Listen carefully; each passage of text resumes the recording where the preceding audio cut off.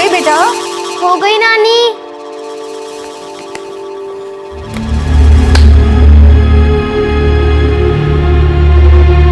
अरे परी, तुम्हारी पसंद के पराठे बनाए हैं, पूरा फिनिश कर देना। नानी, पापा कहाँ है? चलो चलो चलो, स्कूल के लिए देर हो रही है। हाँ, तुम्हारे नानू तुम्हारा इंतजार कर रहे हैं। चलो बेटा। Good, very good. अरे ये बता, तू शाम को क्या खाएगी? हाँ, मैं बना के रखूंगी। बोल, क्या खाना है? नानू, मेरे पापा कहाँ है और मम्मी को क्या हुआ था? आप दोनों कुछ बताते क्यों नहीं है? बेटा, कितने बात तो तुझे बता चुका हूँ। तेरी माँ बहुत बीमार रहती थी। जब तू 1 साल की थी ना, तो हम सबको छोड़ करके भगवान के पास चली गई। और पापा?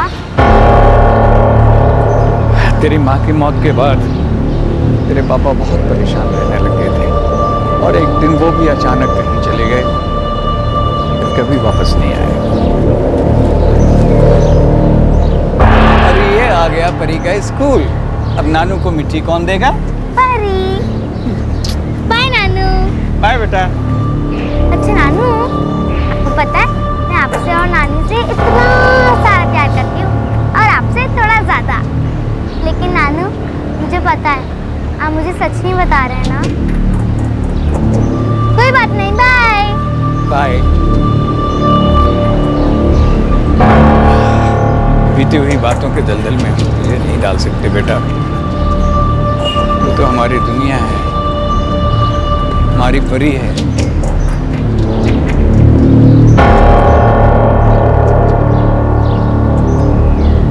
8 साल की परी अपने पापा से मिलना चाहती थी। वो जानती थी कि उसकी माँ की मौत हो चुकी है और उसके पापा कहीं चले गए हैं। वो ये भी जानती थी कि कहीं ना कहीं उसके नाना नानी उससे कुछ छिपा रहे हैं, लेकिन वो फिर भी हमेशा उनसे अपने पापा के बारे में पूछती रहती थी, ये सोचकर कि शायद किसी दिन उसे सही जवाब मिल जाएगा और वो अपने पापा से मिल पाएगी। और इसके लिए उसे ज्यादा इंतजार नहीं करना पड़ा।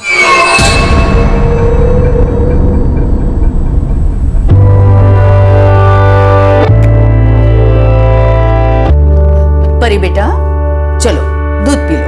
आज नहीं नानी। अरे दूध नहीं पिएगी तो स्ट्रॉन्ग कैसे बनेगी? हाँ, चलो नहीं, चलो चलो आज चलो। नहीं। मेरी अच्छी बच्ची, आजा बच्चा। चल, मैं 1 to 10 काउंट करती हूँ, तब तक पी ले। मेरी गुड़िया रानी, आजा बच्चा, आजा। मेरी अच्छी बच्ची, चल पी ले।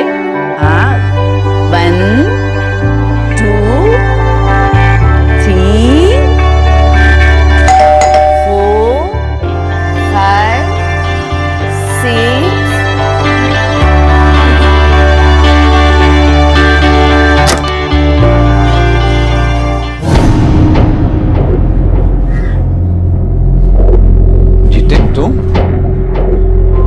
तुम यहाँ क्यों आए हो? जी वो, मैं यहाँ अपनी बेटी परी से मिलना है। 9 मेरी बेटी परी का है।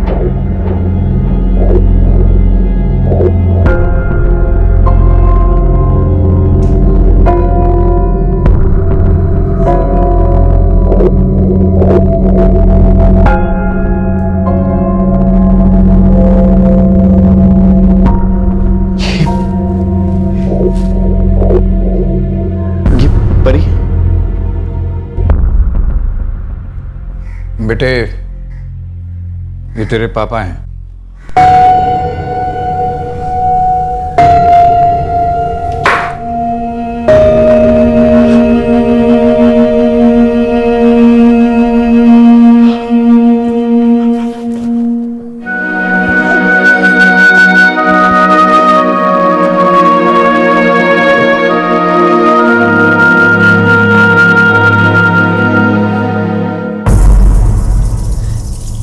ये यहाँ क्यों आया है? गायत्री, मेरी भी समझ में कुछ नहीं आ रहा। आखिर ये चाहता क्या है? इसमें है तुम्हारी गुड़िया और उसका गुड्डा। और हाँ, ये रही तुम्हारी पेंसिल बॉक्स। कैसी लगी?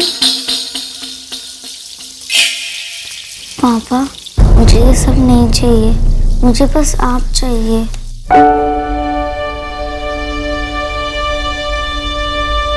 I'm sorry. मुझे तुझे छोड़कर नहीं जाना चाहिए था। I'm sorry. पापा, आपको पता है मैं आपको कितना मिस किया। सबके पापा आते थे उनको स्कूल छोड़ने के लिए, बस मेरे पापा कभी नहीं आए। मम्मी के साथ आपकी फोटो ही देखती थी। पापा, आप कहाँ चले गए थे? बेटा, मुझसे गलती हुई। I'm sorry. अब मैं वापस आ गया हूँ। अब मैं कहीं नहीं जाऊँगा। I promise. Pinky promise? Pinky promise.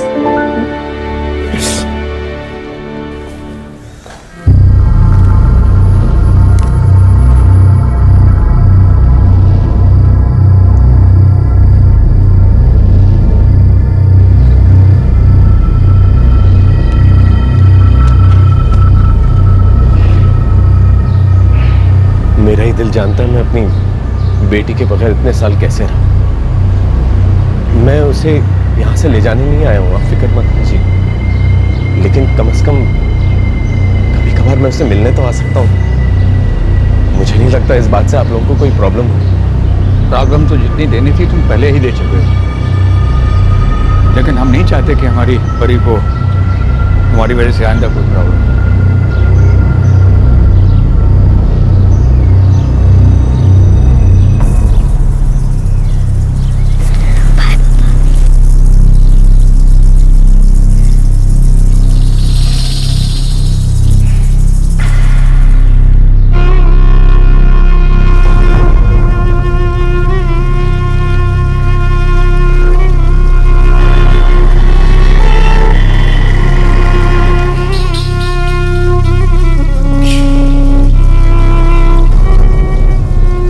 नानी, नहीं चाहते मैं पापा के साथ जाऊं? नहीं बेटा, ऐसी कोई बात नहीं। चल अब सो जा, वरना सुबह स्कूल के लिए देर हो जाएगी ना। सो जा बेटा।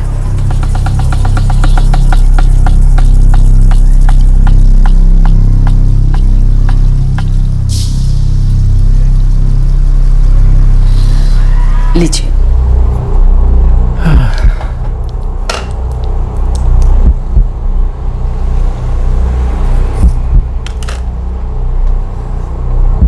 मुझे बहुत डर लग रहा है। ये चाहता क्या है? पता नहीं इतने सालों बाद अब वो हमसे क्या चाहता है।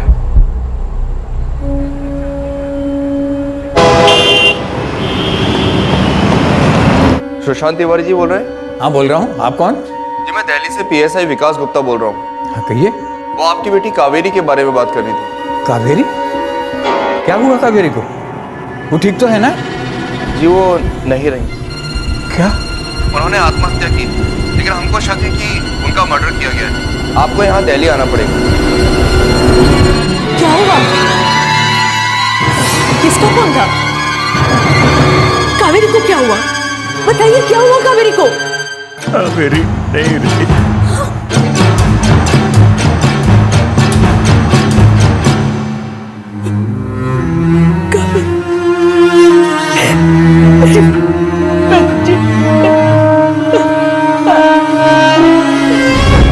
अगर वो परी को ले जाने आया है तो किसी कीमत पर मैं उसे ले जाने नहीं दूंगी। और यदि उसने जिद की तो आखिर वो उसका बाप है। कैसा बाप? जिसने इतने सालों में कभी अपनी बेटी की सुध नहीं ली। आज अचानक 7 साल बाद उसे अपनी बेटी की याद आ गई। हम परी को सब सच बता देंगे कि उसके बाप ने उसकी माँ के साथ क्या किया था। पागल हो गई हो ना, बुरा असर पड़ेगा उस बच्ची पर। परीश भी बहुत छोटी है।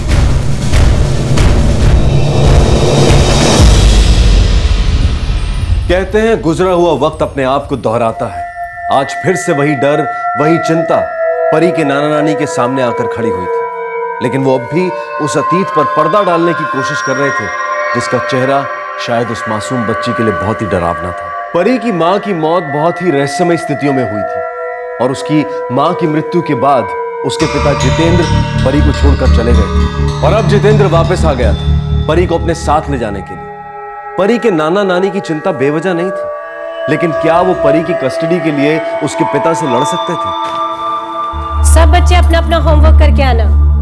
और हाँ, फादर्स डे पे सब बच्चों को अपने अपने पापा के साथ क्लासरूम में 2 घंटे बिताने हैं, ठीक है? और सब अपने अपने पापा से कहना कि कोई बहाना ना करे।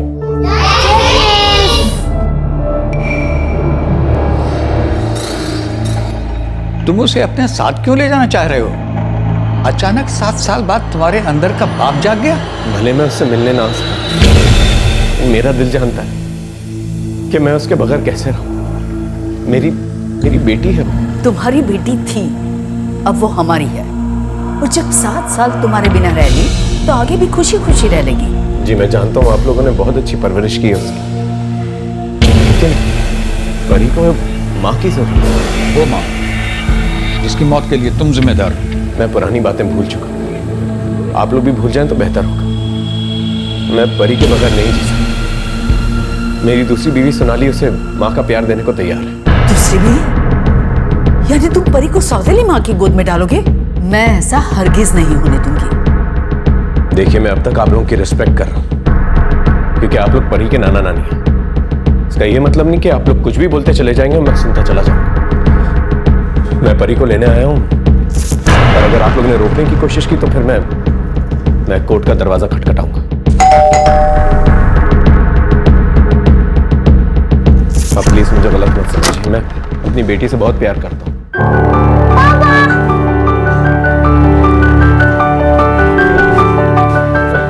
पापा, आपको पता है कल मेरे स्कूल में फादर्स डे सेलिब्रेशन है, आप आएंगे ना? मैं जरूर आऊंगा। थैंक यू पापा। Love you too. अच्छा क्या पहनने जाओगी? फ्रॉक। अच्छा तुम्हारी फेवरेट हंसी कौन सी है? सुशांत जी कैसे करेंगे आप ये सब? 3 साल तक केस लड़े आपके दामाद के खिलाफ, सारी जमा पूंजी लगा दी। आप कोर्ट में तो ये साबित नहीं कर सके ना कि आपके दामाद ने दहेज के लिए आपकी बेटी की जान ली। कोर्ट ने तो यही कहा कि वो सुसाइड का केस था। तो समझ में नहीं आ रहा। कोर्ट केस में उस समय सारे पैसे मैंने लगा दिए, जबकि मेरे ऊपर परी की भी जिम्मेदारी थी। अब ना तो हमारे पास पैसे बचे हैं और ना हिम्मत। सर ये आप कोर्ट केस कैसे लड़ेंगे? आखिर वो परी का बाप है। कोर्ट आपके जज्बात नहीं आपकी उम्र देखेगी। कस्टडी तो वो उसके बाप को ही देगी। आखिर परी को भी तो अपने पिता की जरूरत है।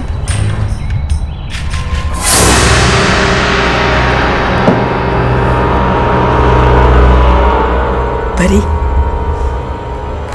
बेटा, तुम वहां जाकर नानी को भूल तो नहीं जाएगी ना? नानी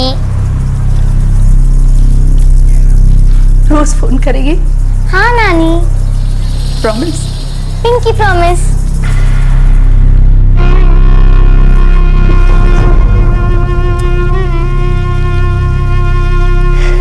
बेटा तुमने अपनी फेवरेट डॉल डाल दी? हाँ। परी बेटा, इसमें बेसन के लड्डू हैं, तुम्हारे फेवरेट। थैंक यू नानी। दो मुझे। नानू। अपने नानू को छोड़ के जा रही है बेटा? नानू, मैं आपको डेली कॉल करूंगी, है ना पापा? हाँ बेटा, ठंडा पानी मत पीना, तू बहुत जल्दी बीमार पड़ जाती है। फोन जरूर करना। हाँ नानू। चले?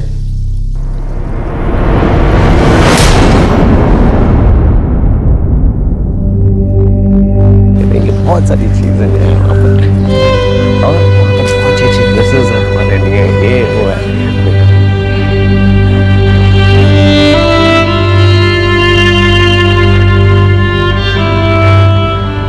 परी अपने पिता के साथ जा चुकी थी, अपने नाना नानी को रोज फोन पर बात करने का वादा करके। गायत्री और सुशांत ये समझ नहीं पा रहे थे कि जितेंद्र अचानक परी को अपने साथ क्यों ले गए।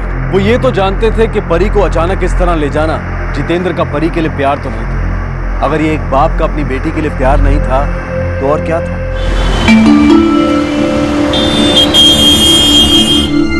बेटा, ये तुम्हारी दादी है। नमस्ते दादी। और ये तुम्हारी नई माँ। नहीं माँ? हाँ, नई माँ। बेटा हम तुम्हें यहाँ पर एक बहुत बड़े स्कूल के अंदर एडमिशन दिलाएंगे, बहुत खुश रहोगी तुम यहाँ पर। चलो हाथ मुंह धो लो, ठीक है? सोनाली, परी को इसका कमरा दिखा दो।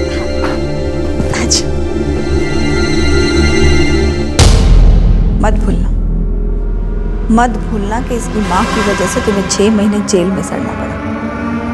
केस जीतने के लिए हमें घर तक बेचना पड़ा।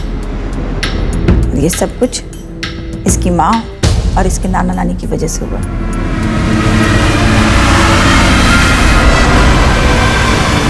नहीं भूलूंगा।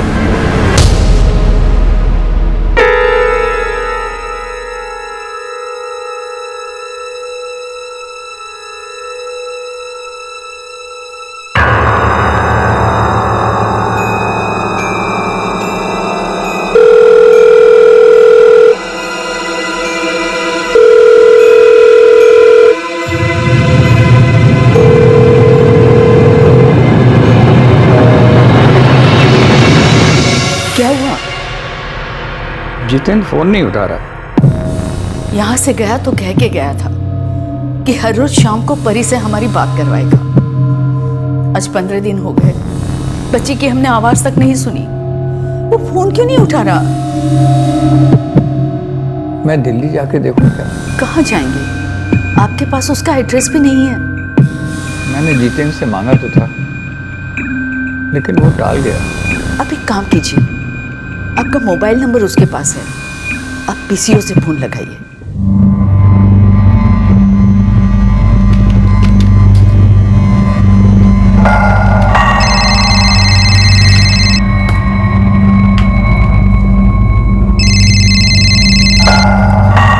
क्या बचपना है? आप लोगों को क्या लगता है आप लोग लैंडलाइन से फोन करेंगे मुझे पता नहीं चलेगा? हमने कितनी बार फोन किया, तुम फोन क्यों नहीं उठाते हो? क्योंकि मैं सारा दिन बैठकर अखबार नहीं पढ़ता रहता, बहुत काम है मेरे पास। मुझे भी तुम्हें डिस्टर्ब करने का कोई शौक नहीं है। तुमने हमसे वादा किया था कि परी से रोजाना बात कराओगे, लेकिन 2 हफ्ते से ज्यादा हो गया, एक बार भी तुमने बात नहीं कराई। कैसी है वो? देखिए आपको चिंता करने की जरूरत नहीं है, वो अपने बाप के साथ है। मुझे परी से बात करनी है, उससे मिलना है मुझे। मैंने आपसे कहा ना, मुझे जैसे फुर्सत मिलेगी मैं मिलवाने ले आऊंगा। हमारा एड्रेस क्या है? मैं ग्रेटर कैलाश पार्ट 2 में रहता हूँ, और मैंने आपसे कहा ना चिंता करने की जरूरत नहीं है, मैं उसे मिलवाने ले आऊंगा जैसे फुर्सत मिलेगी। तुम अपना पूरा हेलो हेलो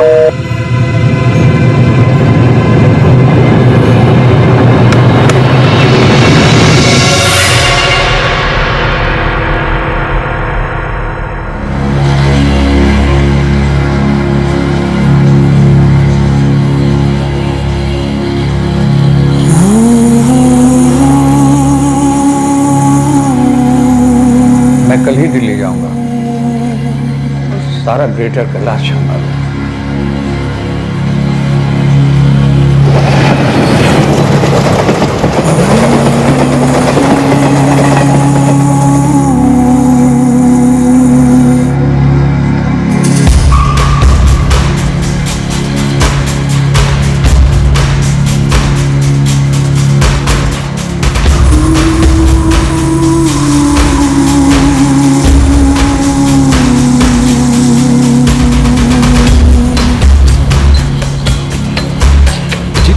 नाम है उसका, छोटी सी फैक्ट्री है उसकी, और उसकी माँ का नाम है लक्ष्मी।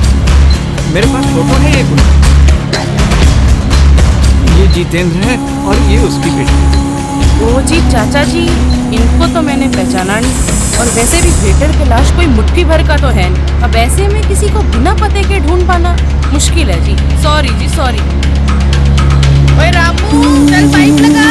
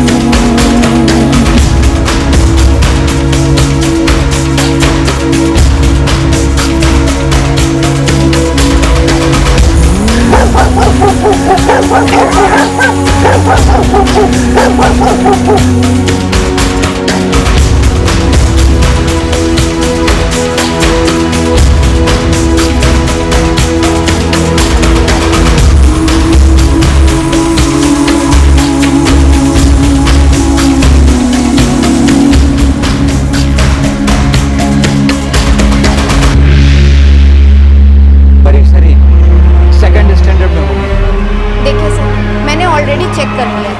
परी सलीम नाम की कोई भी बच्ची सेकंड स्टैंडर्ड में नहीं है।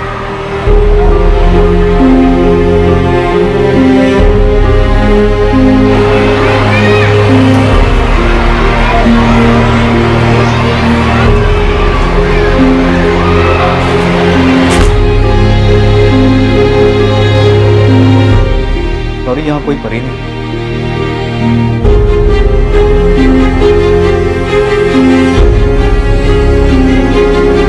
पेरेंट्स कार्ड है आपके पास?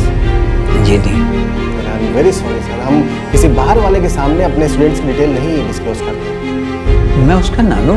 ठीक है सर, आप उसके नाना हैं तो आप उसके फादर के पास जाइए। और वैसे भी हमारे स्कूल में परी नाम की सेकंड स्टैंडर्ड में कोई बच्ची है ही नहीं।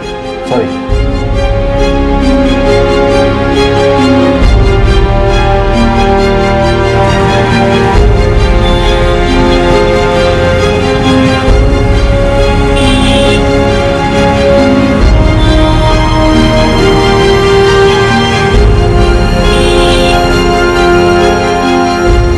मैंने ग्रेटर कैलाश पार्ट 2 का चप्पा चप्पा छान मारा। आसपास के स्कूलों में भी पता किया, लेकिन कहीं कुछ पता नहीं चला। लगता है जितेंद्र ने मैं गलत एड्रेस दिया। हमें परी को उसके साथ भेजना ही नहीं चाहिए था।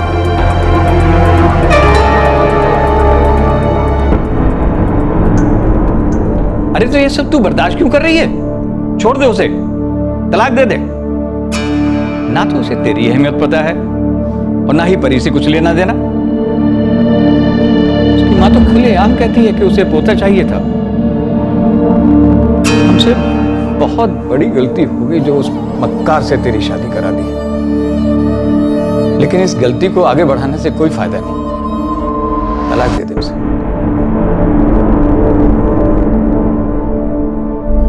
हमसे बहुत बड़ी गलती हो गई थी जो उस वक्त हमने कावेरी को जाने दिया। हमें उसकी बात नहीं माननी चाहिए थी, उसे रोक लेना चाहिए था। और सब कुछ जानते हुए भी हमने उस नन्ही सी जान को उसके साथ जाने दिया।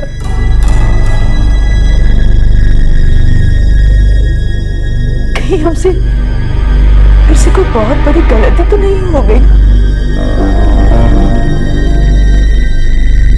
परी के नाना नानी बहुत परेशान थे और उनका परेशान होना जायज भी था, क्योंकि उनके पास ना तो परी के घर का पता था और ना ही उससे बात करने का कोई जरिया। वो बस अटकलें ही लगा सकते थे कि परी कैसी होगी। और फिर एक दिन एक फोन कॉल ने उनके सारे सवालों के जवाब दे दिए।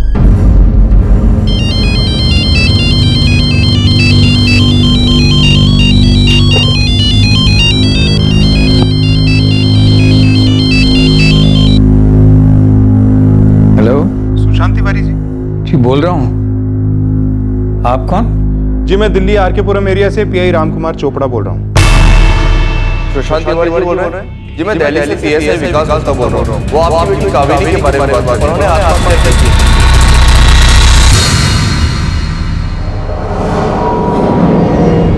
हेलो हेलो जी कहिए।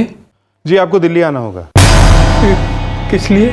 आपकी नवासी परी, वो हॉस्पिटल में है। उसे बुरी तरह जख्मी हालत में यहाँ लाया गया। क्या हुआ? किसका फोन था? क्या कहा उसने? कही ना, क्या हुआ?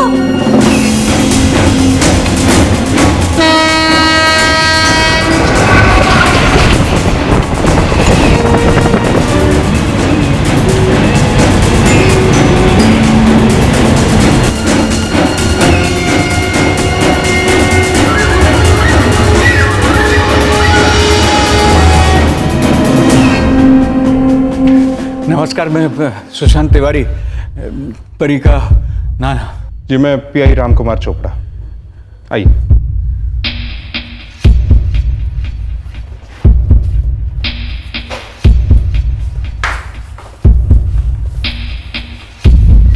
आइए।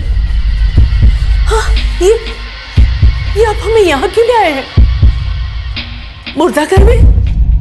आपने तो कहा था कि परी को चोट लगी है। आई एम रियली सॉरी, लेकिन इतनी बुरी खबर मैं आप लोगों को फोन पर नहीं देना चाहता।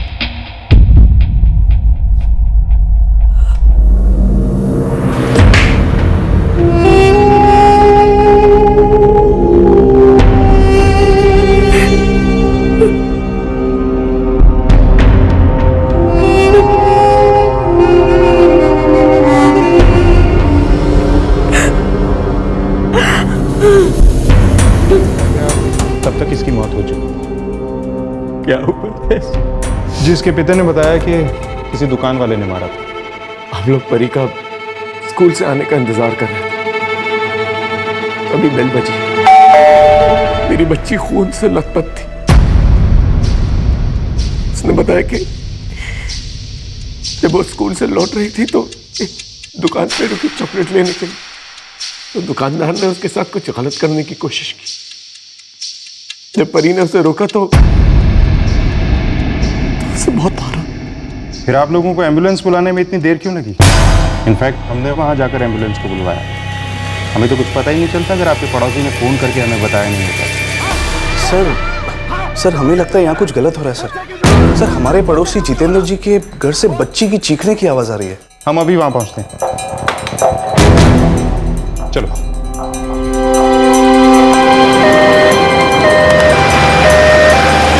हम आरकेपुरम उसके घर पहुंचे। परी बेहोश थी। हमने एम्बुलेंस बुलाई और इसे हॉस्पिटल लेके आए, लेकिन तब तक इसकी मौत हो चुकी थी। आरकेपुरम? लेकिन उसने तो हमें बताया था कि वो ग्रेटर कैलाश में रहता है। 3 दिन तक ग्रेटर कैलाश की खाक चाहता रहा, परी को ढूंढता रहा। जितेंद्र ने जो कहानी हमें सुनाई थी वो भी झूठी थी। फिर उसके पड़ोसी से हमें सच पता चला। नहीं सर, मेरे घर का दरवाजा तो सारा दिन खुला रहता है और मैं परी को स्कूल से आते जाते हुए देखती हूँ, लेकिन आज मैंने परी को स्कूल से आते हुए नहीं देखा। और वैसे भी अगर परी इस हालत में स्कूल से घर आती तो मेरी नहीं तो सोसाइटी में किसी न किसी की नजर तो जरूर पड़ती उस पर। सर वैसे घर में परी की चीखने की आवाज अक्सर सुनाई देती है। हाँ सर, और आज तो परी इतना चिल्ला रही थी मानो जैसे कोई उसे बहुत बुरी तरह मार रहा हो। तो सच बताओ, क्या किया था तुमने परी के साथ? साहब मैंने आपको सब कुछ सच सच ही बताया। हमने तुम्हारे पड़ोसियों से बात की थी, तुम्हारे एरिया की सारी दुकानों को भी चेक किया है, वहाँ ऐसा कुछ भी नहीं हुआ था। तुम बस कहानियां बना रहे हो। सच बोलो। साहब मेरा यकीन कीजिए, मैंने आपको जो कुछ भी बताया सच ही बताया। मैं अपनी बेटी से बहुत प्यार करता था साहब। मैं उसके बिना जी नहीं सकता था, इसलिए मैं उसे नाना नानी के घर से यहाँ लेके आया था। मेरी बेटी मुझे छोड़कर चली गई और आप मुझे डरा धमका रहे हैं। नहीं, वो परी को बिल्कुल प्यार नहीं करता था, सिर्फ दिखावा करता था। हम लोग समझ ही नहीं पाए कि वो 7 साल बाद परी को लेने क्यों आया। इस सवाल का जवाब उसकी पत्नी ने दिया। झूठ बोल रही है तुम। नहीं सर, सच में परी को किसी दुकान वाले ने ही मारा है। सच सच बता दो, वरना सच निकलवाने के और भी बहुत से तरीके आते हैं। वर्षा, ये ऐसे नहीं बताएंगी। नहीं सर, बताती हूँ, सब सच बताती हूँ। परी को किसी दुकान वाले ने नहीं मारा।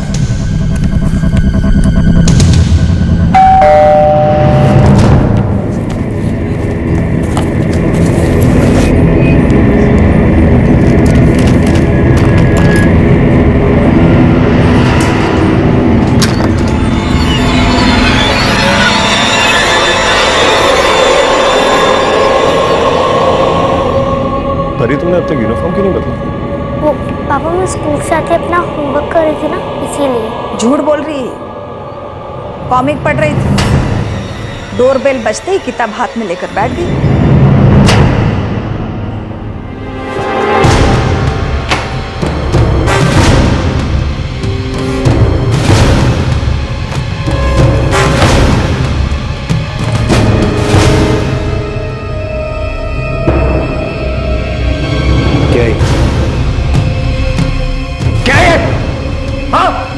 सॉरी पापा। झूठ बोला? हाँ, मुझसे झूठ बोलती है? मुझसे? मुझसे झूठ बोला? मुझसे क्यों झूठ बोला? मुझसे झूठ क्यों बोला? रहने दीजिए, छोड़िए ना, बच्ची है, कॉमिक ही तो पढ़ रही थी। तुम्हें बड़ा प्यार आ रहा है। हाँ, अगर बीच में आने की कोशिश की ना तो तुम्हें भी मार डालूंगा। क्या?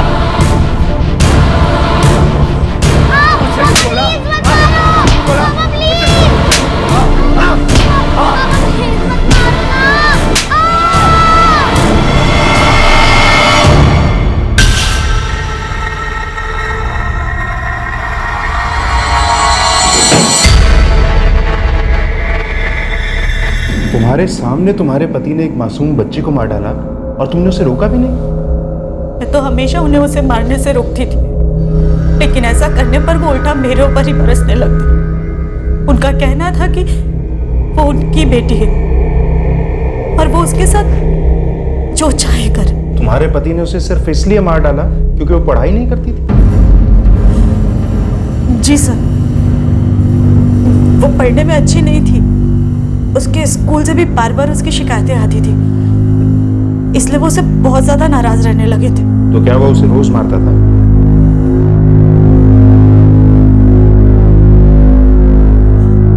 अरे परी तो दूसरी क्लास में थी।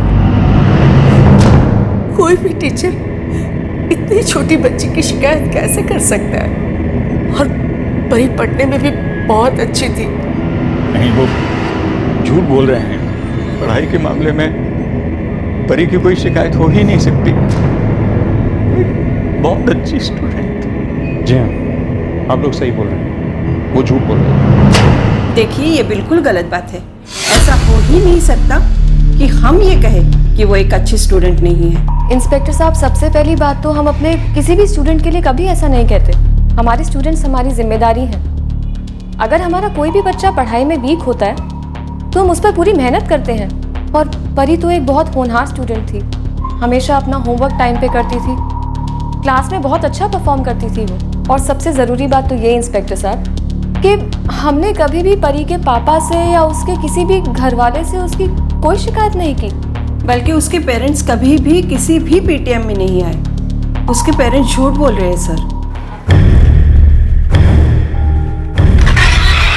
सर, जितेंद्र सरिन केस में एक प्रोग्रेस है। इसे 7 साल पहले भी पकड़ा गया था। पुलिस को यह शक था कि इसने अपनी पत्नी का मर्डर किया था। इसकी पत्नी कावेरी की लाश सीलिंग फैन से लटकी हुई मिली। सभी ने यह कहा था कि उसने फांसी लगा के हत्या की, लेकिन पुलिस को यह शक था कि यह आत्महत्या नहीं, यह मर्डर है। फिर कावेरी के माँ बाप भी यही कहते थे कि अक्सर जितेंद्र और उसकी माँ उसे दहेज के लिए परेशान किया करते। वो इस बात से भी नाराज थे कि उसने एक बेटी को जन्म दिया। सर, इन सब बातों की वजह से जितेंद्र 6 महीने जेल में बंद भी रहा था, पर कोर्ट को उसके खिलाफ कोई ठोस सबूत नहीं मिला और उसे बरी कर दिया गया। जितेंद्र 7 साल बाद परी को उसके नाना नानी के घर से क्यों लेकर आया? वो इंसान जिसने बेटी पैदा होने पर नाराजगी दिखाई थी, 7 साल तक उसकी सुध तक नहीं ली थी, फिर अचानक दूसरी शादी के 3 साल बाद वो परी को अपने साथ लेकर क्यों आया? कहीं जानबूझकर तो नहीं लेके आया था ताकि वो उसे मार सके? हमें कभी भी नहीं लगा कि वो किसी अच्छे इरादे से परी को लेने आए। हमने तो परी को इसलिए भेजा कि वो बच्ची अपने पापा के प्यार को तरस रही थी, पर उसने इसे मार डाला। हमने परी को कभी नहीं बताया कि इसकी माँ की मौत कैसे हुई। हम नहीं चाहते थे कि ये परेशान हो, अपने बाप से नफरत करे। वो इसी इरादे से परी को अपने साथ लेकर आया था ताकि मौका पाकर इसकी जान ले सके। मेरी सास लक्ष्मी देवी, वो हमेशा मेरे पति को भड़काती रहती थी कि कैसे परी के नाना नानी की वजह से उन्हें जेल जाना पड़ा। कोर्ट केस में इनका सब कुछ बिक गया, उनका घर भी। वो तो ये कहती थी कि परी सिर्फ उनके लिए एक श्राप है। उनका डर था कि एक ना एक दिन परी के नाना नानी उनके पैसे और जायदाद पर परी का हक मांगने के लिए आ खड़े होंगे। आराम से, जो मत मारे है ना, हटो।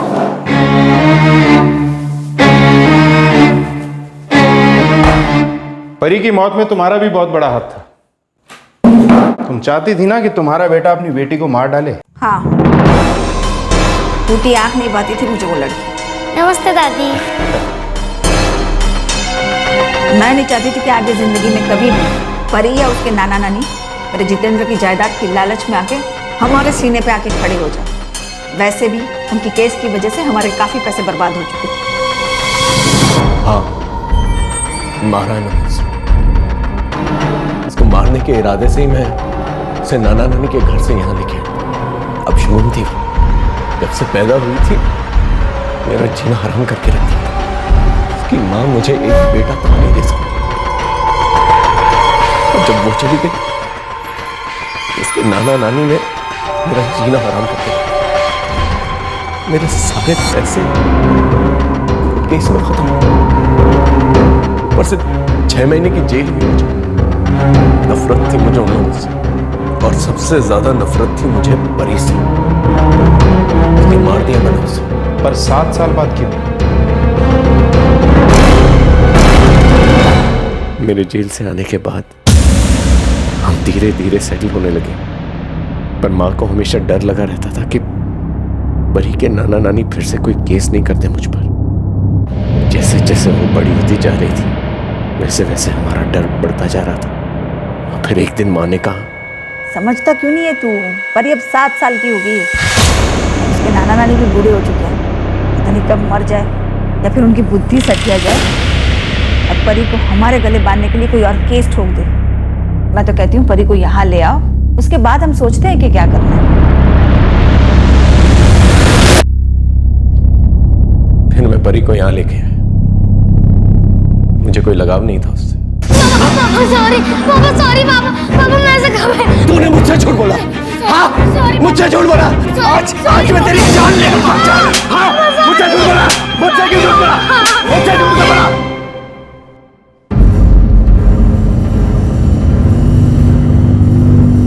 हम भला उसकी प्रॉपर्टी क्यों मांगते? 7 साल में एक बार भी हम उसके पास नहीं गए। हमारा बस चलता तो जिंदगी भर उसकी शक्ल नहीं देखते। परी सिर्फ हमारी बच्ची नहीं थी, हमारी जान थी। और हमारी जान की खुशी के लिए हमें किसी से भीख मांगने की जरूरत नहीं थी, और वो भी उस इंसान से जिसने हमारी बेटी कावेरी की जान लेते।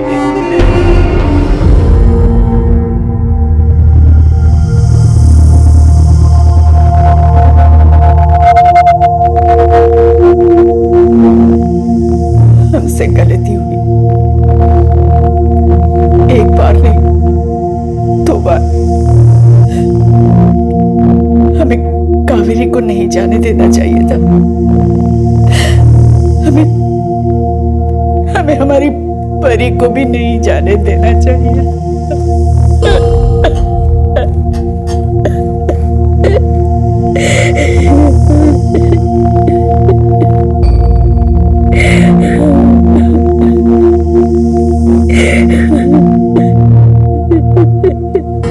जितेंद्र और लक्ष्मी को आईपीसी की धारा 302 के तहत हत्या के लिए गिरफ्तार किया गया है। दोनों इस वक्त जुडिशियल कस्टडी में हैं। 8 साल की परी अपने पिता को पाने के लिए तड़प रही थी। उस पिता को पाकर उसकी दुनिया पूरी हो गई थी, लेकिन उसे इस बात का अंदाजा भी नहीं था कि जिस इंसान के लिए वो अपने नाना नानी को छोड़कर आई है, वो उसे सिर्फ नुकसान पहुंचाने के इरादे से अपने साथ ले जा रहा था। जितेंद्र कावेरी को दहेज के लिए टॉर्चर कर रहा था। कावेरी ये बात अच्छी तरह से जानती थी कि उसका पति और उसकी सास बेटी होने की वजह से खुश नहीं थे। ऐसे में अगर कमजोर ना पड़ते हुए कावेरी अपने ससुराल ना जाने का कदम उठाती, तो आज उसकी और परी की जिंदगी कुछ और ही होती। कावेरी के पेरेंट्स पैसों की कमी की वजह से और परी की जिम्मेदारी की वजह से कावेरी की मौत का केस एक वक्त के बाद नहीं लड़ पाए थे, लेकिन इस बार उन्होंने पक्का इरादा कर लिया था कि वो किसी भी हाल में जितेंद्र और उसकी मां को सजा दिलवा कर ही रहेंगे। जितेंद्र पर उनकी बेटी कावेरी को मारने का शक था, लेकिन इस बार तो उसने उनकी नातिन की जान ली थी। हर औरत को यह समझने की जरूरत है कि शादी के नाम पर टॉर्चर करने वाला इंसान पति कहलाने के लायक नहीं है। जरूरत है उसे अपनी जिंदगी से बाहर निकाल फेंकने की। ये ना सिर्फ उस औरत के हित में है, बल्कि अगर उनकी कोई संतान है तो उस बच्चे के हित में भी है। बुरी शादियां किस्मत का खेल नहीं है, बस जिंदगी का एक गलत फैसला है जिसे जितनी जल्दी हो सके बदल देना चाहिए। और पेरेंट्स के लिए भी ये बेहद जरूरी है कि जैसे ही उन्हें इस बात का एहसास हो कि उनकी बेटी शादी में गलत इंसान के साथ बंध गई है, तो वो उसे बाहर निकलने में उसकी मदद करे, ना कि ये सोचकर किस्मत पर छोड़ दे कि चीजें अपने आप ठीक हो जाएंगी। हमें जिंदगी में बहुत सारी चीजों को बदलने का मौका मिलता है। मिसअंडरस्टैंडिंग्स, गलतफहमियां फिर भी सुधारी जा सकती हैं, लेकिन किसी इंसान की पूरी हकीकत जानने के बाद भी उस पर भरोसा करना ये अपने आप को खत्म करने के बराबर है। और ऐसे किसी इंसान को दूसरा मौका देने से अच्छा है कि हम अपनी जिंदगी को दूसरा मौका दें। जिंदगी फिर से आपका हाथ जरूर थामे। हमारे आज के एपिसोड की दूसरी कहानी।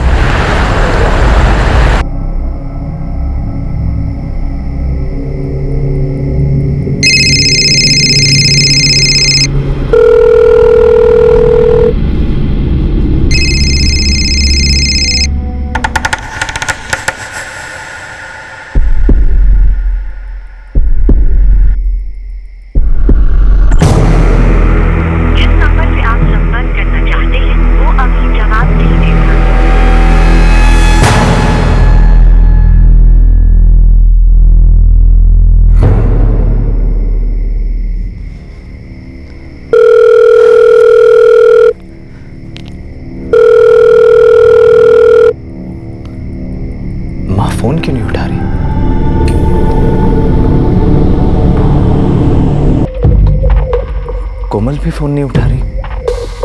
सब लोग सो गए या अब तक घर ही नहीं लौटे।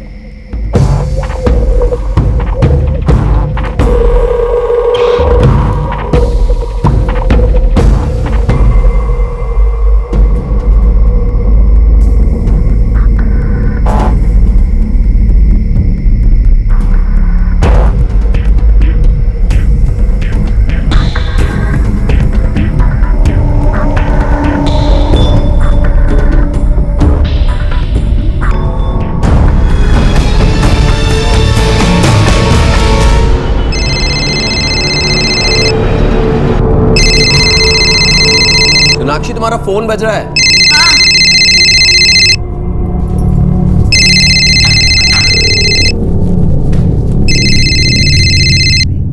हेलो मुकुल भैया, कैसे हो? सोनाक्षी मैं तो ठीक हूँ, लेकिन माँ और कोमल को क्या हुआ है? कल रात से दोनों को फोन कर रहा हूँ, कोई फोन ही नहीं उठा रहा। पर मेरी तो कल शाम को ही बात हुई है उनसे। अरे वो कोमल की शादी की तैयारियां चल रही है ना, खूब जोरों शोरों से शॉपिंग चल रही है, थक के होंगे इसलिए नहीं उठाया। पर मैं जा रही हूँ ना आज, मैं जाकर बात करवाती हूँ आपकी। ठीक है।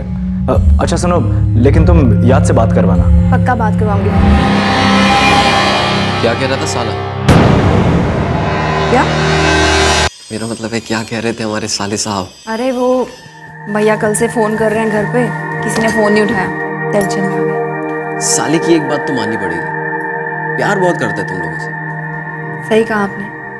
और पता है भैया सिर्फ 1 साल बड़े हैं मुझसे, लेकिन पापा के गुजर जाने के बाद उन्होंने कोमल या मुझे कभी भी की कमी महसूस नहीं होने दी। सारी जिम्मेदारियां खुद ही संभाली। आपने फिर बातों में लगा देना मुझे। अच्छा मैं लगा देता हूँ बातों में। अच्छा सुनो, मैं आपके साथ चलती हूँ, आगे जाकर बस ले लूँ। लेकिन जल्दी करो, मैं लेट नहीं हो सकता प्लीज। 5 मिनट प्लीज जल्दी करना। मुंबई में रह रहा मुकुल राजावत चिंतित था। उसे किन्नारगंज में रह रही अपनी मां शांति और सबसे छोटी बहन कोमल की फिक्र हो रही थी। मुकुल की शादीशुदा बहन सोनाक्षी ने उसे यह कहकर तसल्ली दी कि वो तुरंत अपनी मां के घर जाकर उनसे मिलने वाली है। क्या पिछली रात कुछ हुआ था, कुछ भयानक, जो इस पूरे परिवार को एक सदमा देने वाला था?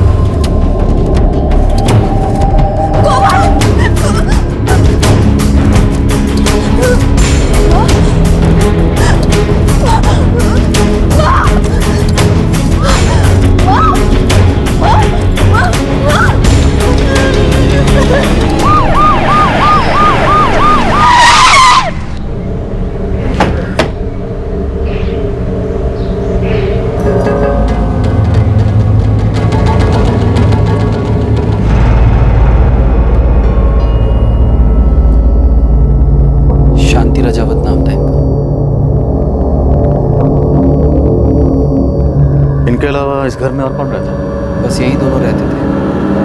कोमल और मेरी वाइफ सोनाक्षी का एक बड़ा भाई है मुकुल, वो मुंबई में जॉब करता है, अभी निकल चुका है, फ्लाइट में होगा।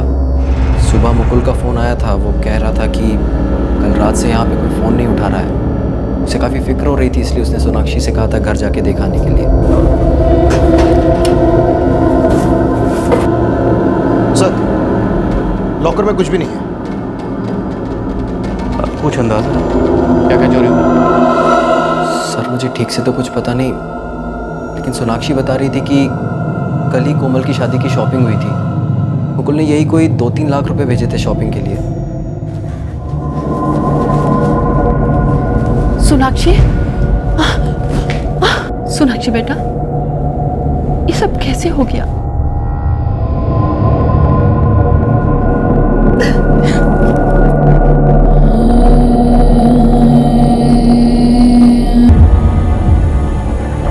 सर, दोनों बॉडीज पर गहरे घाव के निशान हैं। चाकू या किसी धारदार हथियार से वार किया गया। आप किसी ऐसे शख्स को जानते हो जिसका नाम योग से शुरू होता हो और उसका इस घर में आना जाना हो? जी नहीं सर, मैं तो नहीं जानता, लेकिन हो सकता है मेरी वाइफ सोनाक्षी जानती हो।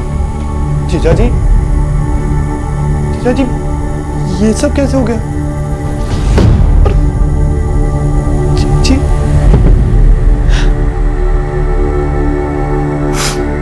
दीवार पर खून से लिखा गया था योग। ऐसा लग रहा था कि मरने से पहले कोमल कातिल का नाम लिखने की कोशिश कर रही थी। पुलिस घर के सभी सदस्यों से पूछताछ कर रही थी, लेकिन जिस सदस्य ने यह भयानक मंजर सबसे पहले देखा था वो अभी तक उसी सदमे में था। सोनाक्षी, मैं समझ सकता हूँ इस वक्त आप पर क्या गुजर रही है, लेकिन असली कातिल तक पहुंचने के लिए हमारे लिए जानना जरूरी है कि यह सब क्यों हुआ। क्या आप लोगों का किसी से कोई झगड़ा था, कोई दुश्मनी?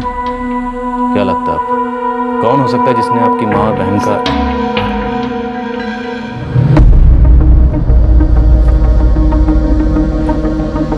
जिस खून से दीवार पर योग लिखा गया है उस खून का ब्लड ग्रुप आपकी बहन कोमल के ब्लड ग्रुप से मैच होता है,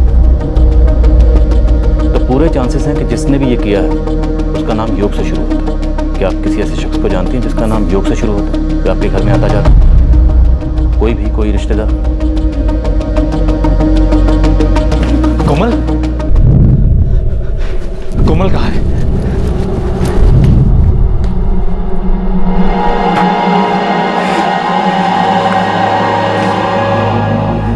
देखिए, अभी आप लाश को छू नहीं सकते, जांच चल रही है।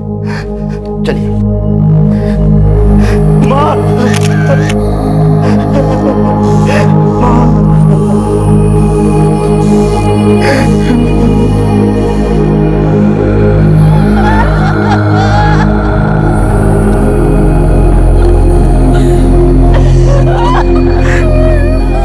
कल रात से ही घबराहट हो रही थी मुझे। ऐसा पहले कभी नहीं हुआ कि माँ ने मेरा फोन नहीं उठाया हो। रोज बात होती थी मेरी माँ से। कैसे हुआ ये सब सर? हम भी यही पता लगाने की कोशिश कर रहे हैं। क्या आप किसी ऐसे शख्स को जानते हैं जिसका नाम योग से शुरू होता है? जी नहीं सर। योग?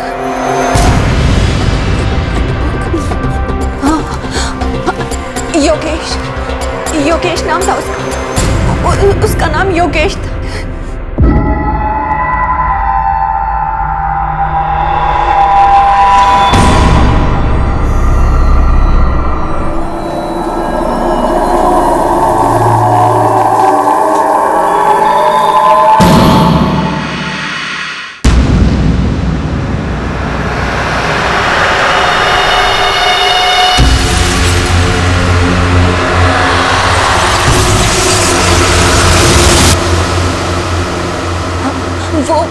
वो योगेश हो सकता है।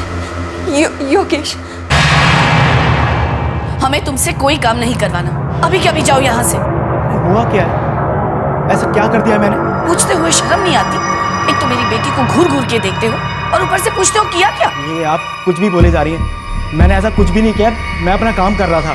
कोई गलतफहमी हुई है आपको? माँ ये झूठ बोल रहा है, रोज मुझे घूर घूर कर देखता है और जब मैं बाथरूम में नहा रही थी तो मुझे ऐसा लगा ये देख रहा था। आपको लगा आपने मेरे ऊपर इल्जाम लगा दिया? कोई गलतफहमी हुई है आप? देखो, हमें तुमसे कोई काम नहीं करवाना। बिना कोई तमाशा किए हुए जाओ यहाँ से, वरना पुलिस बुलाऊंगी। योगेश इलेक्ट्रिशियन का काम करता है। हाँ योगेश सर, मैं ही तो लाया था उसे यहाँ पर। तुम लाए थे उसे? जी सर, वो 6 महीने पुरानी बात है, इसलिए ध्यान से निकल गई। तब यहाँ रेनोवेशन का काम चल रहा था। मुकुल भी चाहते थे कि कोमल की शादी से पहले घर एकदम नया जैसा हो जाए, तो शांति चाची ने मुझे कहा था इलेक्ट्रिशियन को लाने को। तुम कब से जानते थे उसे? जानता नहीं था, वो नाके पर जो दिहाड़ी कारीगर खड़े रहते वहीं से लाया था।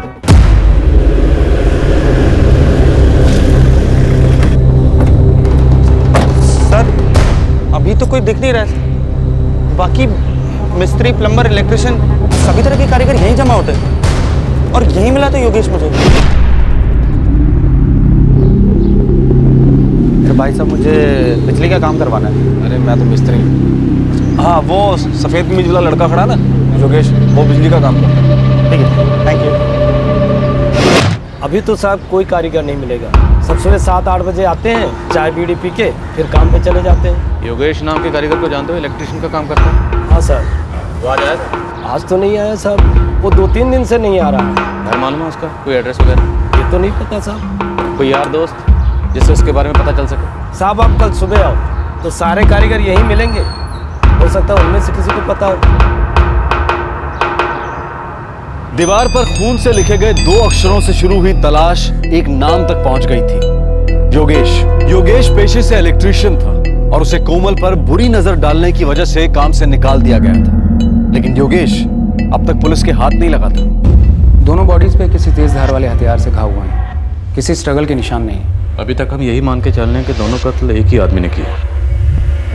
लेकिन अगर ये दोनों कत्ल एक ही आदमी ने किए हैं तो जब एक विक्टिम पर हमला कर रहा था तो दूसरे विक्टिम ने बचने की या भागने की कोशिश तो की होगी। जैसा कि आपने बताया कि माँ की लाश बिस्तर पर पड़ी मिली, हो सकता है कि खून के वक्त वो गहरी नींद में हो और उसे पता ही ना चला हो जब उसकी बेटी पर हमला हुआ हो। क्या कोमल के साथ सेक्सुअल असॉल्ट हुआ? अभी ये बता पाना मुश्किल है, उसके लिए डिटेल्ड पोस्टमार्टम करना पड़ेगा। कोमल की शादी होने वाली थी और उसके भाई ने शादी के लिए 3 लाख रुपए भेजे थे। चोरी हुई है और 2 मर्डर हुए।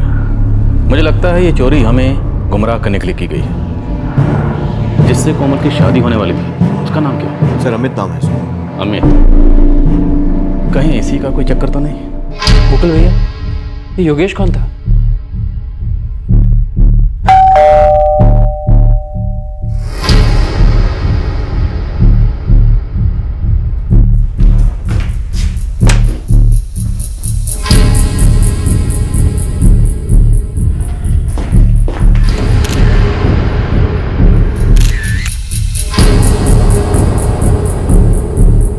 मेरी तो कुछ समझ में नहीं आता। आप कह रहे हैं आपने कल रात घर पे कई बार फोन किया लेकिन किसी ने फोन नहीं उठाया, जबकि कल रात ही मेरी कोमल से बात हुई थी। हाँ मैडम जी, कल कहाँ चलना है? कहाँ चलना है मतलब? कल मैं शॉपिंग के लिए जा रही हूँ। अरे चलो ना, क्यों इतना भाव खाती हो? अगर माँ को पता चल गया ना तो दोनों को डांट पड़ेगी, तुम्हें भी और मुझे भी। मैं तो परमिशन ले लेंगे, कोई चोरी थोड़ी ना कर रहा हूँ, अपनी मंगेतर के साथ जा रहा हूँ। अच्छा ठीक है, लेकिन कल नहीं परसों मिलते हैं, ठीक है? क्योंकि कल दीदी आ रही है। ठीक है मैडम जी, परसों ही चलते हैं। अच्छा कोमल, एक ज़रूरी बात करनी थी तुमसे। क्या? बात यह है, आई लव यू कोमल। पता है, अब सो जाओ, ठीक है? Good night. अरे मेरी भी बात हुई थी माँ से, कह रही थी कि मुकुल ने सारी जिम्मेदारियां तो संभाल ली, अब बस अपना घर भी बसा।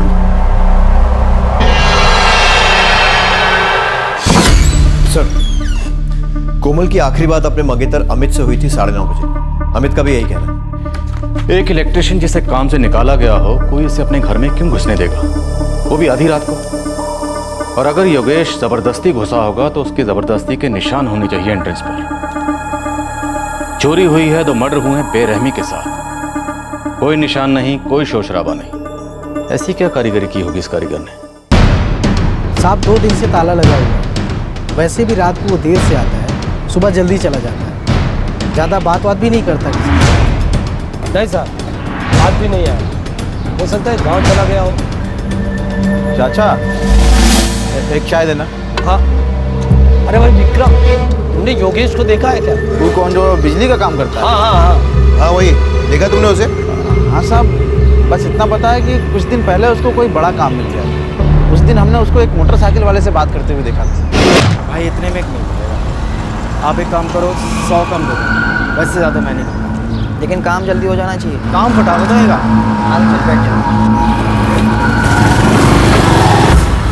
साहब, तभी आखिरी बार देखा था।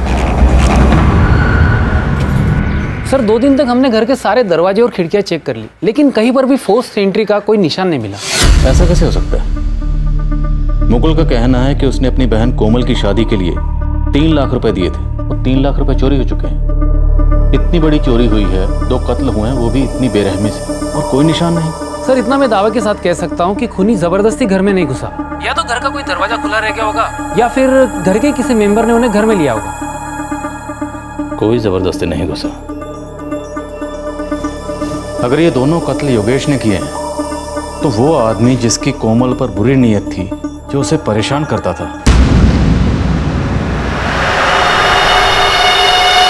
तो उसे घर में दोबारा क्यों दाखिल होने दे? सर हो सकता है योगेश ने डुप्लीकेट चाबियां बनवाई अपने किसी कारीगर दोस्त की मदद से। या हो सकता है घर के ही किसी मेंबर ने उसे घर में दाखिल होने में मदद की।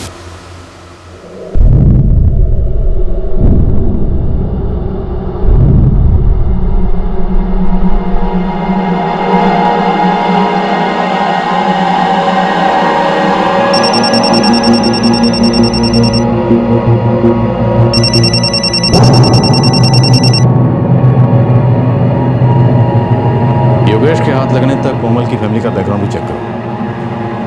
हो सकता है कि फैमिली मैटर ही इस कत्ल की वजह रही। Okay sir. सतह पर जो दिखाई दे रहा था क्या वही सच था या फिर कुछ और गहरी परतें खुलनी अभी बाकी थी? क्या घर के अंदर ही कोई मनमुटाव था? और अगर था तो ऐसा भी क्या मनमुटाव जिसकी वजह से 2 हत्याएं हो गई? सबसे बड़ा सवाल यह था कि दोनों में से एक भी विक्टिम ने अपने आप को बचाने या मदद मांगने की कोशिश क्यों नहीं की थी? साहब अमित के बारे में पता लगाया, सीधा लड़का है, कभी किसी लफड़े में नाम नहीं है उसका। और ये कोमल, इसका अमित से पहले किसी दूसरे लड़के के साथ कुछ रिश्ता या अफेयर वगैरह कुछ? नहीं साहब, उसको पहले कभी किसी दूसरे लड़के के साथ नहीं देखा गया और उसके घर पर भी उसके रिश्तेदारों के अलावा किसी और का आना जाना नहीं। योगेश का कुछ पता चला? नहीं साहब, लेकिन लड़कों को काम पे लगा दिया है। शहर के बाहर भी गया होगा ना, तो भी अपने लड़के से ढूंढ निकालेंगे। तुम्हारा क्या रिश्ता है कोमल की फैमिली से? मैं उनका चचेरा भाई हूँ। उनका आपस में रिश्ता कैसा? सर शांति चाची और उनके तीनों बच्चे आपस में बहुत घुल मिल के रहते थे। अर्पित चाचा के गुजरने के बाद मुकुल ने बहुत अच्छे से घर की जिम्मेदारी को संभाला। सोनाक्षी दी की भी खूब धूमधाम से शादी की। सोनाक्षी, पवन या मुकुल, तुम्हें क्या लगता है इन तीनों में से ये कत्ल किसने किया होगा? नहीं सर, आप ऐसा सोच भी कैसे सकते हैं? सोचना पड़ता है सोनू, सोचना पड़ता है। कत्ल की सुबह मुकुल अपनी बहन सोनाक्षी को फोन करके कहता है कि माँ फोन नहीं उठा रही, उसे फिक्र हो रही है, जरा जाकर देखो। और माँ और बहन की मौत की खबर मिलते ही वो 3 घंटे के अंदर अंदर खुद भी यहाँ आ जाते हैं। टिकट मिलने में कोई परेशानी नहीं होती। तुम्हें नहीं लगता ये सब मुकुल ने? सर ये क्या कह रहे हैं आप? मुकुल भी ऐसा क्यों करेंगे? यही पता लगाना।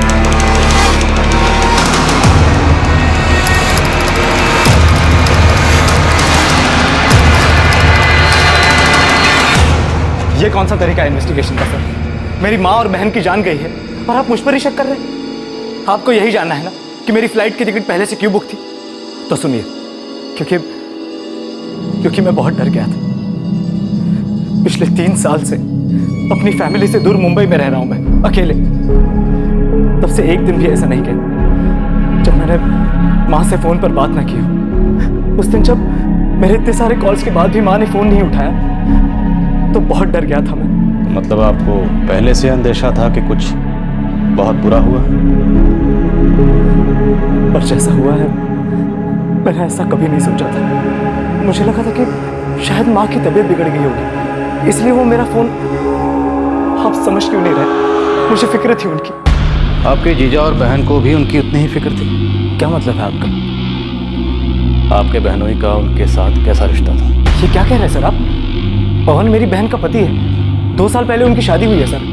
तब से वो हमारी फैमिली का एक हिस्सा बन के रह रहा है और आप ऐसे बेबुनियाद इल्जाम लगा रहे हो उस पर। मैं इल्जाम नहीं लगा रहा हूँ, सिर्फ पूछ रहा हूँ। नहीं सर, मेरी गैर मौजूदगी में घर में किसी आदमी की जरूरत हो तो मैं सिर्फ पवन पर भरोसा कर सकता हूँ। 1 महीने बाद शादी होने वाली थी कोमल की। क्यों हुआ ये सब? सोनाक्षी, कौन सोच सकता था ऐसे कुछ होगा? मैं नहीं मानती। कोई किसी का इतनी बेरहमी से खून कर दे सिर्फ पैसों के लिए? जरूर कोई और वजह होगी।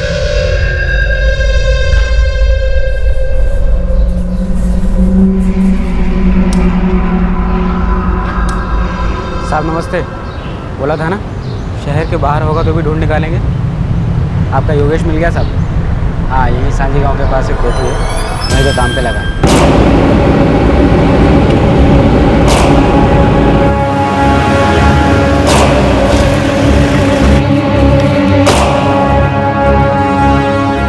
योगेश। हाँ साहब लेके आओ। साहब मुझे नहीं पकड़ लो साहब। साहब साहब साहब मैंने कुछ नहीं किया साहब, मैं एक मामूली सा कारीगर हूँ साहब, मैंने कुछ नहीं किया।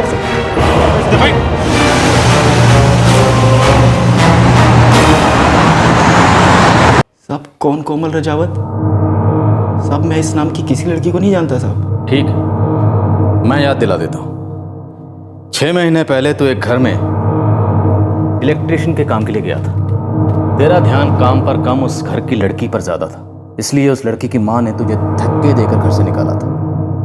किनारगंज, कोठी नंबर 5 साहब, 5 याद आ गया साहब। याद आया?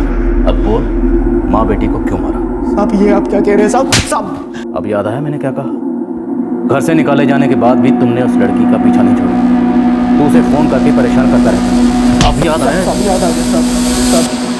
साहब मैं दिहाड़ी मजदूर हूँ साहब, दिन भर रोजी रोटी के लिए घूमता फिरता रहता हूँ साहब। साहब मैं किसी का खून कैसे करूँगा साहब? साहब मैं मानता हूँ कि मेरा उन माँ बेटी से झगड़ा हुआ था साहब। उन्होंने मुझ पर इल्ज़ाम भी लगाया था कि मैं उनकी बेटी को छिप छिप के देखता हूँ, लेकिन साहब ये सच नहीं है। तो ये भी सच नहीं होगा कि तू उन्हें फ़ोन करके परेशान करता था?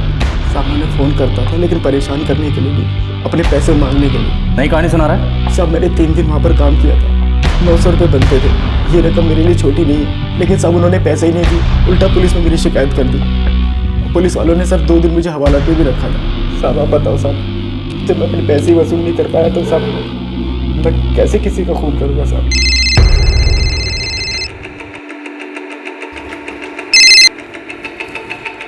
Yes doctor. बॉडी की डिटेल पोस्टमार्टम हो चुकी है। जब हमला हुआ तो विक्टिम ने शोर क्यों नहीं मचाया पता चल गया। क्या वजह थी? शांति रजावत की बॉडी में नींद की गोलियों के ट्रेसेस मिले। नींद की गोलियां? और उनकी बेटी कोमल की बॉडी से? नहीं, कोमल की बॉडी से स्लीपिंग पिल्स के ट्रेसेस नहीं मिले। और सेक्सुअल असॉल्ट? जी नहीं, कोमल के साथ कोई सेक्सुअल असॉल्ट भी नहीं हुआ। लेकिन हाँ, कोमल की पोस्टमार्टम रिपोर्ट से एक हैरान कर देने वाली बात जरूर सामने आई है।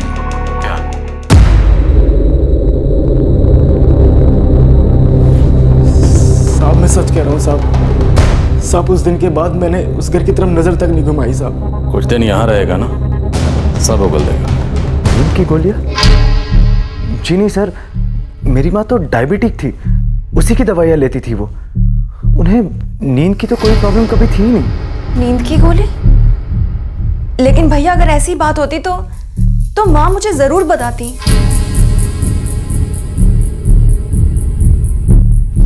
शांति जी नींद की गोलियां खाती थी, इस बात की खबर ना तो मुकुल को थी और ना ही सोनाक्षी को।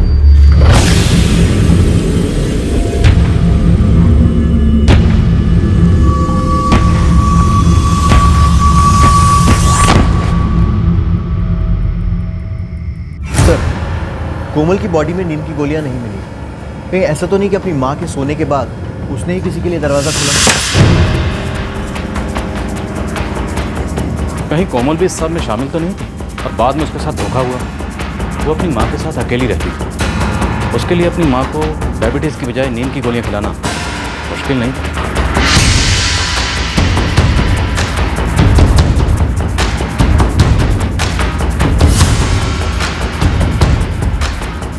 अगर इस थ्योरी पर चले तो किलर कोमल का कोई दोस्त हो सकता है या कोई पुराना आशिक। सर कृपया हॉस्पिटल की रिकॉर्ड चेक कीजिए सर, बड़े काम की खबर मिलेगी।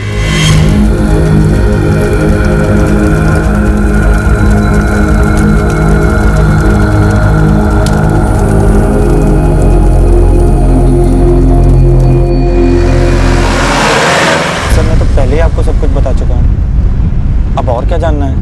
आज प्रार्थना रखी गई है चाची और कोमल के लिए, और आप मुझे यहाँ ले आए। फिक्र मत करो, उनकी आत्मा को बहुत जल्द शांति मिलेगी। ये केस बहुत जल्दी सॉल्व हो जाएगा। तुम भी तो यही चाहते हो ना? जी सर। ओम दो शांति अंतरिक्ष शांति आपा शांति रोग दया शांति वरस्या शांति विश्वे देवा शांति शांति जो शांति श्यामा शांति रे। सोनू, कोमल का सगाई से पहले किसी के साथ अफेयर था, तुम्हें ये बात पता थी? नहीं सर, मेरा मतलब मुझे नहीं पता सर। सगाई के बाद भी कोमल का ये अफेयर चलता रहा।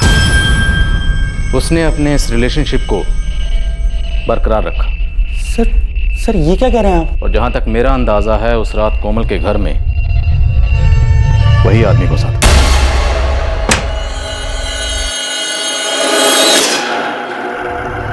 दोनों मिले और दोनों ने साथ मिलकर रात बिताई। कोमल की पोस्टमार्टम रिपोर्ट से एक हैरान कर देने वाली बात जरूर सामने आई है। क्या?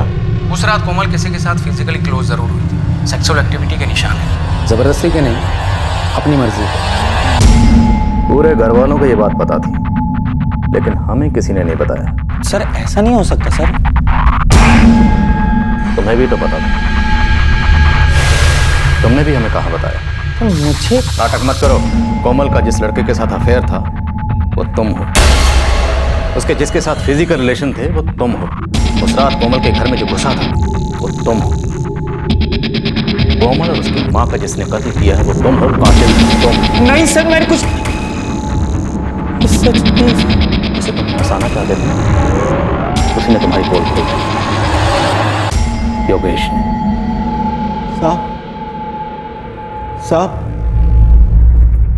साहब मुझे बड़े साहब से कुछ बात करनी है, मैं उन्हें कुछ बताना चाहता हूँ।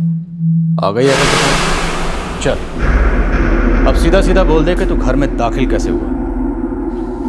साहब ये सच है कि मैं उसे छुप छुप के देखता था साहब, वो मुझे पसंद आने लगी थी साहब। और वो तुझे पसंद नहीं करती, उसने तुझे जलील किया था। अपनी इसी बेइज्जती का बदला लेने के लिए ही तूने उसे मार डाला। नहीं साहब, मैं तो बेकार में फंस गया, मेरी मत मारी गई थी, मुझे लगा वो मेरे साथ आने को तैयार हो जाएगी। श्रीमान आपके मन में ये उत्तम विचार क्यों आए? सब अपनी माँ के पीछे एक लड़के से रोज मिलती थी और उस लड़के का तो उस घर में रोज का आना जाना था। कौन था वो लड़का? साहब सोनू। अरे सोनू, कैसे हो? बस मजे में। चाची नहीं?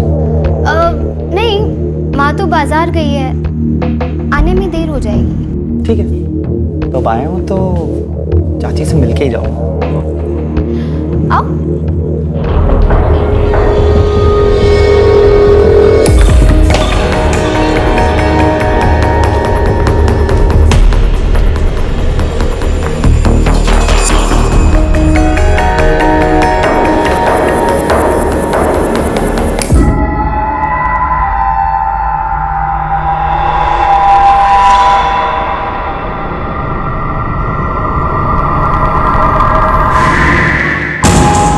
साहब 3 दिन काम किया था मैंने वहाँ पर और तीनों दिन देखा था दोनों को एक साथ बिस्तर में। साहब सोनू मुझे वहाँ लेकर गया था और साहब उसे ये भी पता था कि मुझे वहाँ से निकाल दिया गया था और पुलिस में दे दिया गया था। साहब उसी ने मुझे फंसाया होगा और उसी ने ये सब किया होगा। सर 1 नंबर का झूठा है वो, आप उसकी बात का यकीन कैसे कर सकते हैं? यकीन तो मुझे इस बात पर भी नहीं आ रहा कि तुमने खुदकुशी करने की कोशिश की थी। 2 महीने पहले सर्वकृपा हॉस्पिटल में एडमिट थे ना तुम? इसी हाथ की नस काटी थी ना?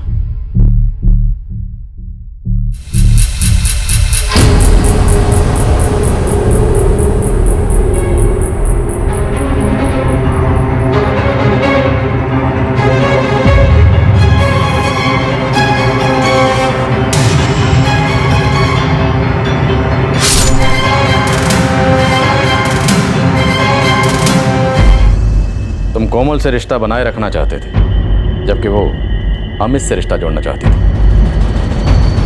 यही बात खटक रही थी ना? मैं तो गया से छुप छुप के मिल गया।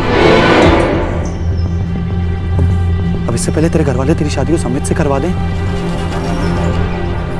तुम्हें ना बता देना चाहिए हमारे बारे में। कोई नहीं मानेगा। हम मानते हैं ना, तो फिर उनको भी मानना होगा।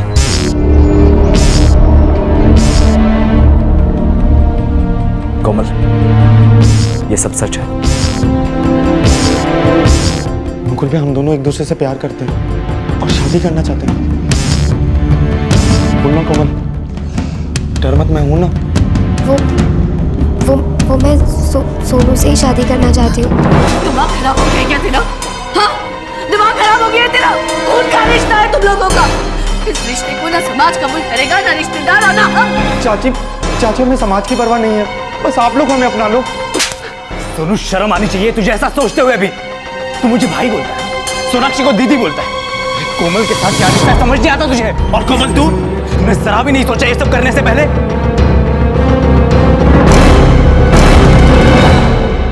हमें कस्में दिलाई गई थी कि अब हम एक दूसरे से कोई रिश्ता नहीं रखेंगे। कोमल भी घर वालों की बातों में आ गई थी। वो डर गई थी। उसे लगने लगा कि कहीं उसने कोई पाप तो नहीं कर दिया। एक दिन तो उसने भी मुझे कह दिया कि अब हमें ये रिश्ता खत्म कर देना चाहिए। उस दिन मैं टूट गया था। कोमल मेरी जिंदगी थी। मैंने सोचा उसे छोड़ने से अच्छा मैं ये दुनिया ही छोड़ दूंगा।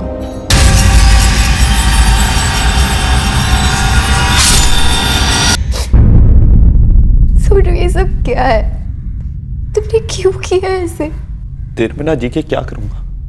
हाँ, इस बार नाकाम हो, कोई बात नहीं, दोबारा हाथ गर्दन पे चाकू रहो। प्लीज ऐसी बातें मत करो प्लीज। तो फिर चल जाओ मेरे पास, फिर कभी ऐसी बातें नहीं करूंगा। तो ऐसा नहीं हो सकता। प्लीज समझने की कोशिश करो, मेरी शादी तय हो चुकी है। देखो, हम दोनों के बीच जो कुछ भी हुआ ना, भूल थी हमारी। पाप किया है हमने। नहीं, मैं नहीं मानता हमने कोई पाप किया। हमने तो प्यार किया है। अच्छा ठीक है, अगर तुम्हारे घर वाले चाहते हैं तो कर लो समित से शादी, कर लो। बस एक वादा करो, हम मिलते रहेंगे हमेशा, जैसे पहले मिलते थे। चलो, तुम पागल हो गए हो। ऐसा नहीं हो सकता। देखो, मैंने वैसे ही बहुत गलतियां कर ली है और नहीं करना चाहती मैं। और मैंने सोच लिया है कि आज के बाद मैं मेरे घर वालों को कोई धोखा नहीं दूंगी और ना ही मेरे होने वाले पति को। तो फिर यहाँ क्यों आई? जब शादी कर लो उससे। तुम्हें एक बात याद है, तुम्हारी शादी के दिन ही मैं खुदकुशी करूँ। तुम क्यों ऐसी बातें कर रहे हो? तुम देखो प्लीज, मैं हाथ जोड़ के कहती हूँ, ऐसी बातें मत करो। मैं खुद को कभी माफ नहीं कर पाऊंगी। तो वादा करो, हम इस रिश्ते को जिंदगी भर निभाएंगे। कोमल, ये प्यार, सच्चा प्यार, और ये हमेशा रहेगा। हम मिलते रहे। रोज रात मैं उसके घर जाया करता था। हमें कोई रोकने वाला नहीं था। कौन रोकता? तुम्हारे आने से पहले ही कोमल अपनी माँ को डायबिटीज की गोली की बजाय नींद की गोली खिलाकर सुला देती है ना?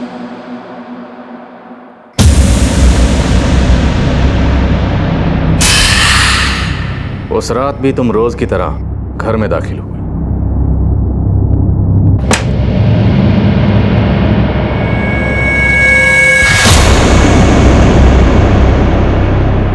कोमल की सगाई होने के बावजूद भी तुम्हारा उसके साथ रिश्ता बरकरार था। तुम्हारी और उसकी मुलाकातें फिर भी जारी थी। सब कुछ तुम्हारी मर्जी के मुताबिक हो रहा था। फिर तुमने कोमल को क्यों मारा?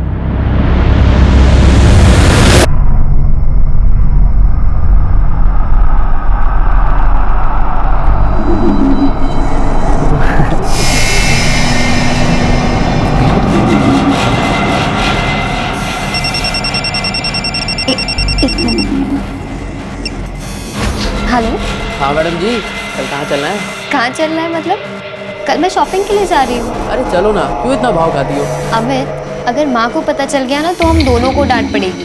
मैं तो परमिशन ले लेंगे, चोरी थोड़ी ना कर रहा हूँ। अपनी मंगेतर के साथ जा रहा हूँ। लेकिन कल नहीं, परसों मिलते हैं, ठीक है? क्योंकि कल दीदी आ रही है।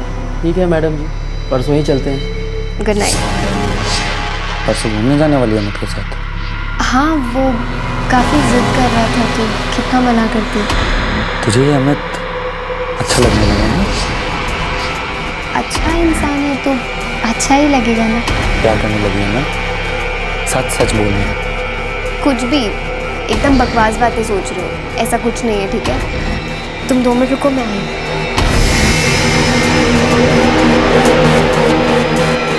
कोमल मेरे साथ सिर्फ इसलिए थी क्योंकि उसको डर था कि अगर वो मुझे छोड़ देगी तो मैं फिर से मरने निकल पड़ूंगा। लेकिन सच तो ये था कि मुझे अपने दिल से निकाल चुकी थी। वो उस अमित को चाहने लगी थी। मुझे डर बैठ गया था कि अगर अभी से ये हालत, एक बार शादी हो गई तो कोमल भी मेरे बारे में सोचना छोड़ देगी।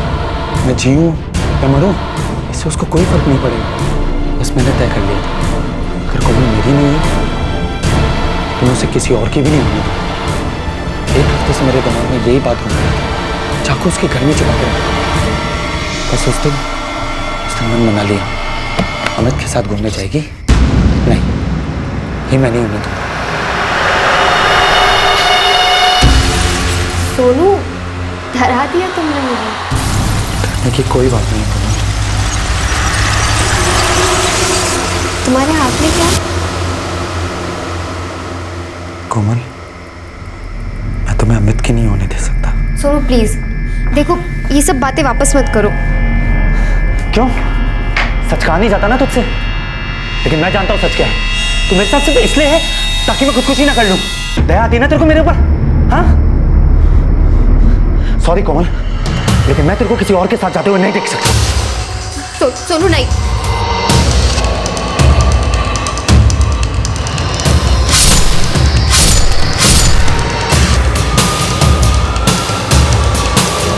मैं उसे किसी और के साथ नहीं देख सकता।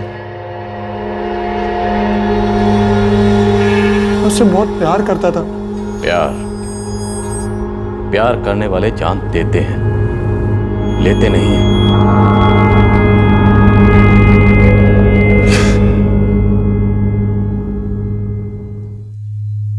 माँ को नींद की गोलियां खिलाती थी ताकि सोनू से मिल सके। कितना बड़ा धोखा दिया तूने कोमल। उसे कम से कम एक बार हमें बताना तो चाहिए था कि सोनू उसे सुसाइड की धमकी देके ब्लैकमेल करता है। शायद हम लोग कुछ कर पाते हैं।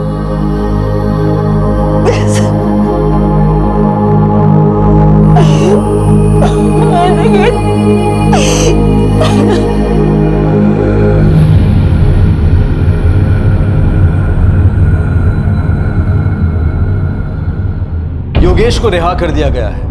उसका इस डबल मर्डर में कोई इन्वॉल्वमेंट नहीं था। योगेश का कोमल को गलत नजर से देखना, कोमल का योगेश को जलील करना, उसके खिलाफ पुलिस कंप्लेंट लिखवाना, सोनू इस सब का फायदा उठाना चाहता था ताकि अपने किए अपराध को वो योगेश के सर पर मर सके। सोनू पर आईपीसी की धारा 302 के तहत कोमल और उसकी मां की हत्या के लिए चार्जेस लगाए गए।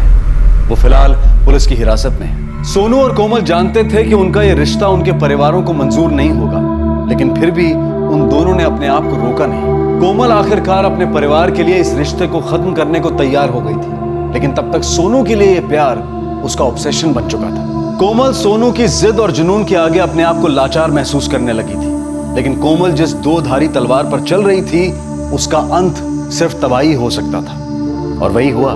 ना सिर्फ कोमल को बल्कि बेकसूर और अपनी बेटी की हरकतों से अनजान उसकी मां को भी अपनी जान गंवानी पड़ी। ऑब्सेशन और धोखे की तलवार पर टिके इस तरह के रिलेशंस इंसान को सिर्फ बर्बादी की ओर धकेलते हैं, और शायद ऐसे रिश्तों के भंवर में फंसे हुए लोग भी इस बात को अच्छी तरह से जानते हैं कि आज नहीं तो कल ये रिश्ता खत्म होने ही वाला है। ऐसे हालात में बेहतर यही है कि वक्त रहते इंसान सतर्क होकर अपने जज्बात को काबू में रखकर अपने कदम पीछे हटा ले और अपनी जिंदगी को एक नई दिशा की तरफ मोड़ने की कोशिश करें।